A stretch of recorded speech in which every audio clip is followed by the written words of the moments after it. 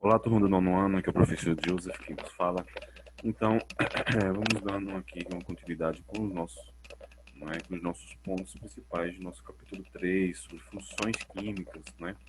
O que foi que nós já vimos? Nós já vimos um pouco sobre as nossas, os nossos ácidos, né? Se eu der uma voltada aqui, né? A gente viu que a gente aprendeu um pouco sobre as principais características dos nossos ácidos, né? Se eu perguntar a vocês, qual é a principal característica de um ácido? Você vai lá, vê, né, os conceitos e vê que a principal característica de um ácido é a presença do quê? Do hidrogênio, não é, com íons de H+, né? E os ácidos têm a capacidade, né, de gerar eletricidade em solução aquosa, né? Toda a questão de dissociação, né, iônica. Então vamos lá, um pouco falar agora sobre as bases. Né? Quando se trata de bases, né, assim como os ácidos, são facilmente encontrados no nosso dia a dia. Muitos produtos de limpeza possuem caráter básico, a grande maioria deles, né? Então, leite de magnésia tomando, né, para combater a acidez, temos um exemplo aí, né, do leite de magnésia, que é uma base, que ele é usado para combater a acidez estomacal, não é?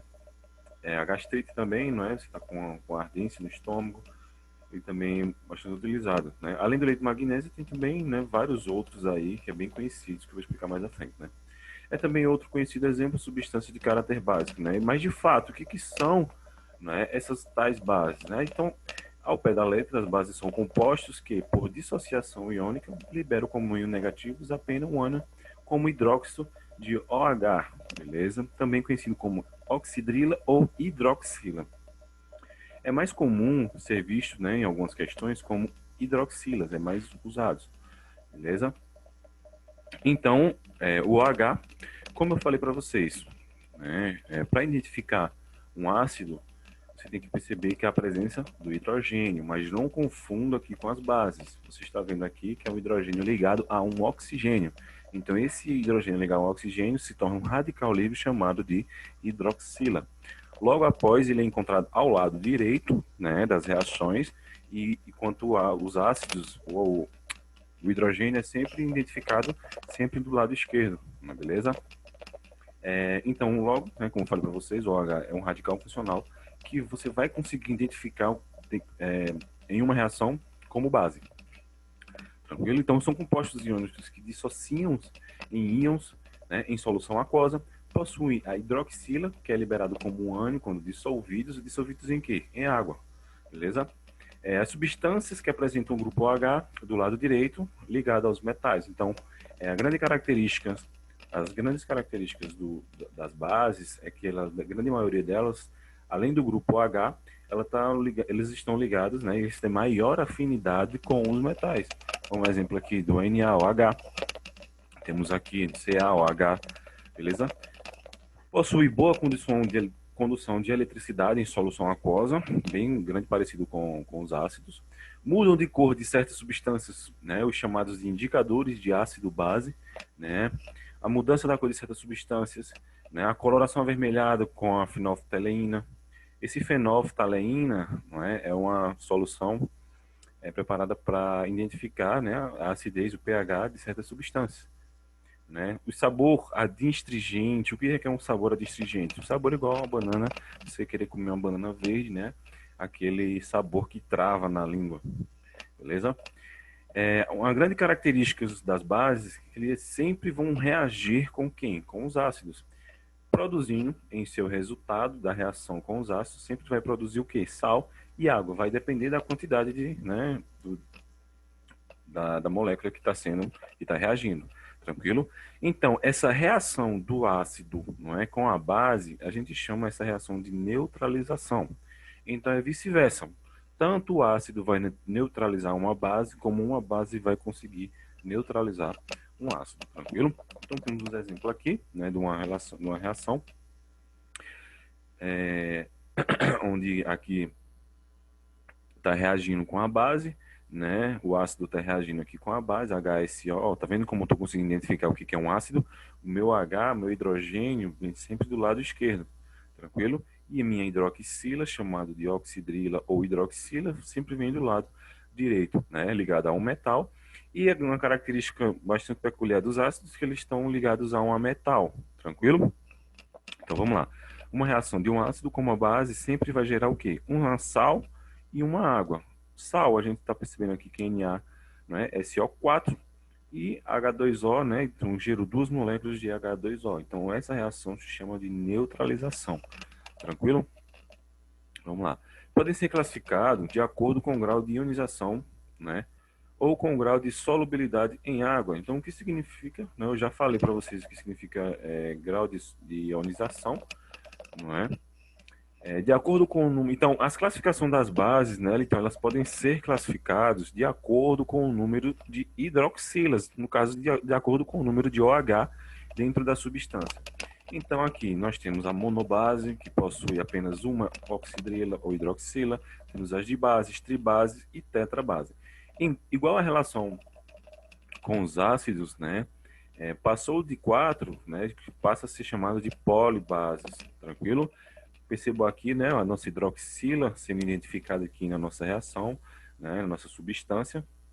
Então, vocês conseguem identificar bem aqui se é uma substância de caráter básico, tranquilo? Então, vamos lá. A próxima classificação é de acordo com o grau de ionização. O que significa? Processo de dissociação. É quando uma base entra em contato com a água. Então, o processo de dissociação sempre vai ocorrer em água, tranquilo? E o processo de dissociação vai sempre separar as substâncias. Ou seja, quando ela entra em separação, ela vai liberar o OH. Percebeu que o hidrogênio não se separa?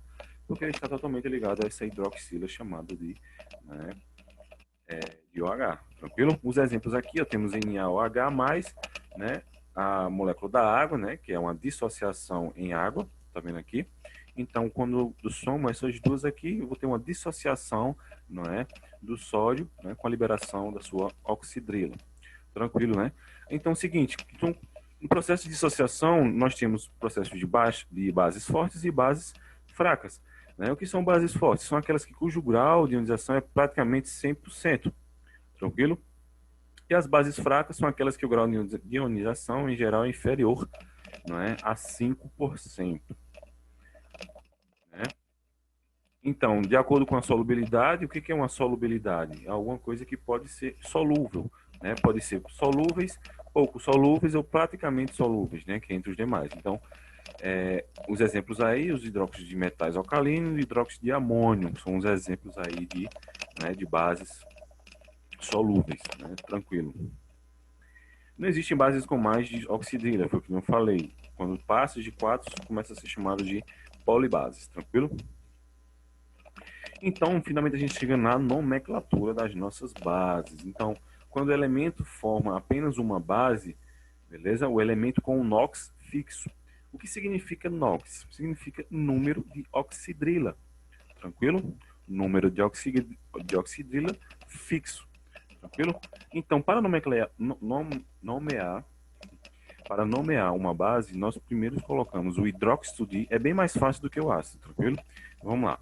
Primeiramente colocamos o nome hidróxido de e apenas o nome do elemento. A terminação só vai acontecer se o elemento tiver mais de um NOx, que é mais de uma oxidrila, no caso, um NOx variável. Tranquilo? Então, quando o elemento forma, né, duas bases, nós colocamos hidróxido, nome do elemento, mais ico.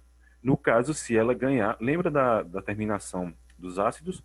No caso aqui, se em uma reação eu ganhar mais uma oxidrila, meu nome vai ficar hidróxido de mais o nome ico. Se eu perder uma OH, tá vendo aqui que é de baixo para cima? Então, se eu perder um OH, vai ser o nome hidróxido de um nome mais oso ao final. Tranquilo? Em lugar de terminações ico e oso, podemos também usar algarismos romanos, indicado pelo número da oxidação do elemento. Ou seja, como assim? Nós podemos identificar, no caso que eu acabei de falar para vocês, quando nós temos um NOx menor, deixa eu riscar aqui. Quando nós temos um NOx menor, né, nós colocamos a terminação oso, tranquilo? Mas podemos também usar outra forma, que no caso é a numeração em números romanos, em algarismos romanos, tranquilo? Pode ser hidróxido de ferro 2, né? Ao invés de você colocar o hidróxido de ferroso, né, você pode colocar o hidróxido de ferro 2. Mas se tiver um número de inox bem maior, você vai ter que colocar hidróxido de ferro, aí o número do elemento, que tem que ser maior, se você perceber, você vai colocar, né? Fica bem mais fácil do que você se confundir com ico ou oso, né? Você pode usar as duas formas, tranquilo?